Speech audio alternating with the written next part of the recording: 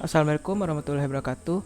Perkenalkan, kami dari kelompok 7 yang beranggotakan Rahmi Novia Saputri, Nedistra Aflahul Khairi, Yazid Eka Putra.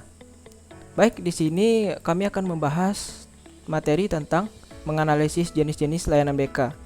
Ada beberapa poin penting di sini, yaitu layanan orientasi, informasi, penempatan dan penyaluran, penguasaan konten, dan konseling perorangan.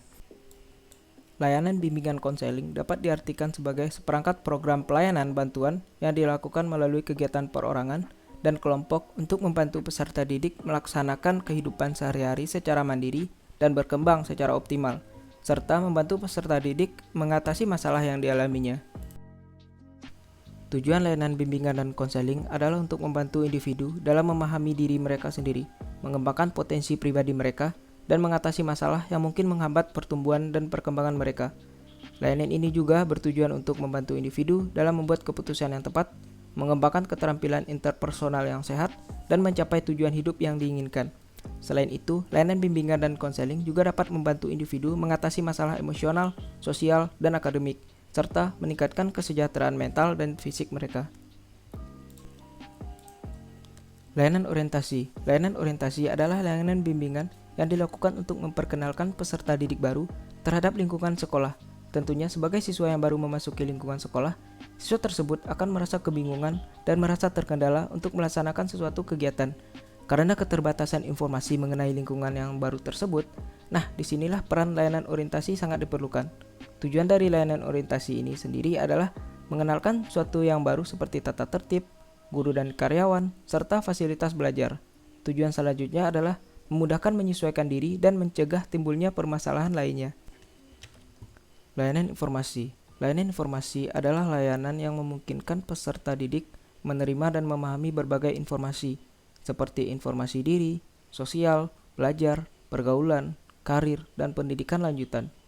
Tujuan layanan informasi adalah membantu peserta didik agar dapat mengambil keputusan secara tepat tentang sesuatu dalam bidang pribadi, sosial, belajar, maupun karir.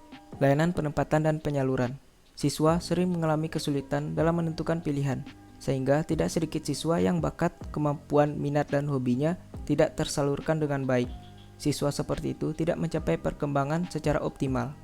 Mereka memerlukan bantuan atau bimbingan dari orang-orang dewasa, terutama konselor, dalam menyalurkan potensi dan mengembangkan diri mereka sendiri. Layanan penguasaan konten.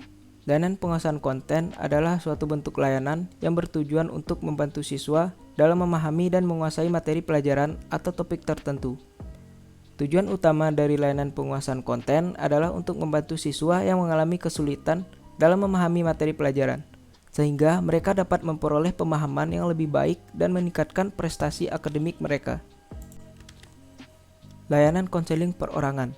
Layanan konseling perorangan adalah program layanan yang disediakan oleh sekolah untuk membantu siswa dalam mengatasi masalah pribadi, sosial, akademik, dan emosional. Program ini melibatkan seorang konselor sekolah yang memberikan layanan konseling individu secara pribadi kepada siswa, dengan tujuan membantu mereka memahami diri mereka sendiri, menyelesaikan masalah, mengembangkan keterampilan interpersonal dan sosial, serta mencapai potensi akademik mereka secara optimal. Mungkin hanya itu yang dapat kami sampaikan. Mohon maaf atas kekurangannya. Terima kasih atas perhatiannya.